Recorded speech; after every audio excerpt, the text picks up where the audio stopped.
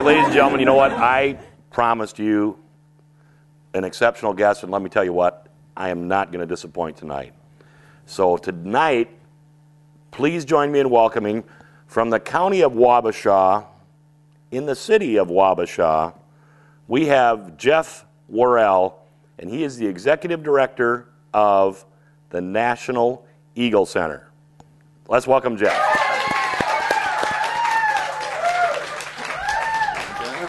I'm very good. Good to see you. See you, Earl. How are you? Have a chair. Oh, hey, Jeff. Thanks for coming along. And who have we got here? Let's introduce us. This is Harriet. This is our most famous eagle at the Eagle Center. She's 29 years old. 29. 29 years old. She's famous. She's appeared all over the country. And I have to say, I think this is probably the highlight of her career. You know, she's been on the Today Show. Well, yeah. She's been on the Tonight Show. Small potatoes. Colbert Report, the Bonnie Hunt Show. But this is by far, this is the tops. Oh. Doesn't get any better. So tell us a little bit about now this isn't just any Eagle Center, folks. This is the National Eagle Center.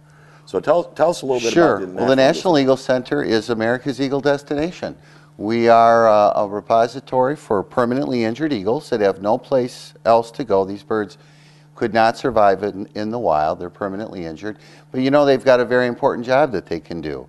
And that's get out and meet people, meet their adoring public. They are a nation's symbol, so these birds travel to school groups and veterans hospitals. But you know, over 100,000 people come every year to the National Eagle Center. Really? Including over 8 people from 85 foreign countries. That's amazing. It is. Now that's right there in Wabasha on the river there? Right in Wabasha, we're right on the river, and people always ask, you know, you could have located the National Eagle Center anywhere you want. Why would you pick Wabasha, Minnesota? I know. What do you think? It's because of the cliffs overlooking open water.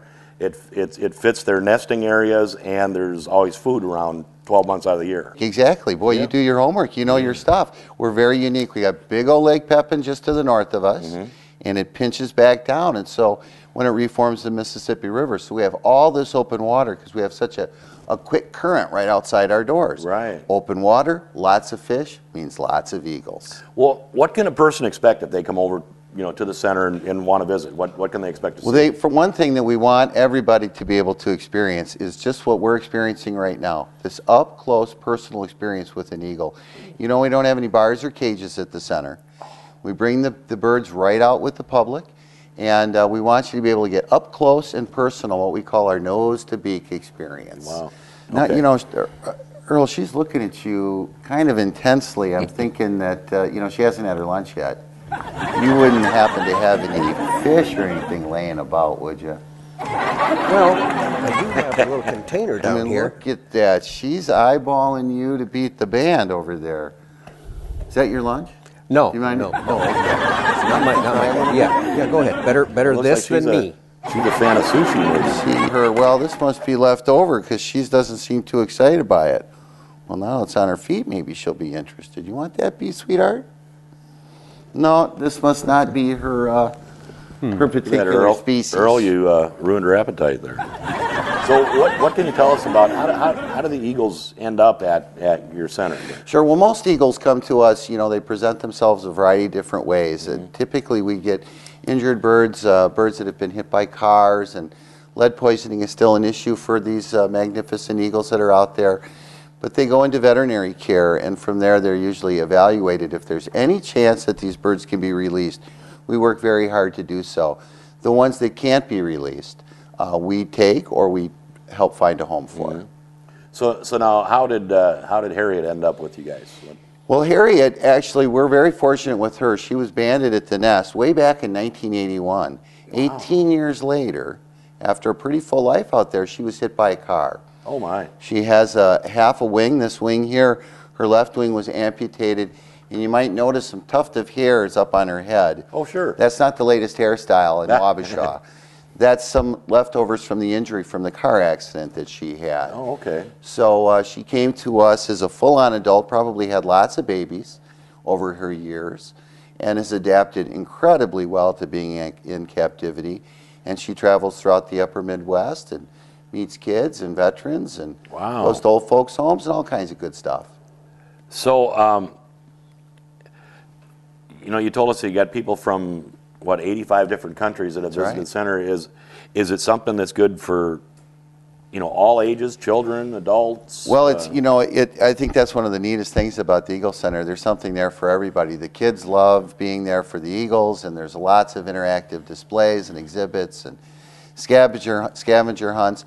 But, you know, the adults that are there with their kids have just as much fun. They do. Okay. Getting their pictures taken with the Eagles. And we do a program 3 times a day. We call them feeding programs. Bring the birds in, and you're able to come in, watch them eat, learn all kinds of fun, interesting Eagle facts. So there's other eagles other than Harriet? We have 6 eagles in total. We have 5 bald eagles and 1 golden eagle. A lot of people don't know that both Minnesota and Wisconsin here are blessed with a wonderful, healthy population of golden eagles as well that come all the way out of the Arctic to spend their summers in the or their winters rather, in the nice, temperate, warm winter climate of Minnesota. I saw something in the news about the National Eagle Center. What's been happening there lately? Well, we're just speaking of golden eagles, we're in the news because we have been on a research project on golden eagles, trying to understand where they go in the summer, where they're coming in the winter,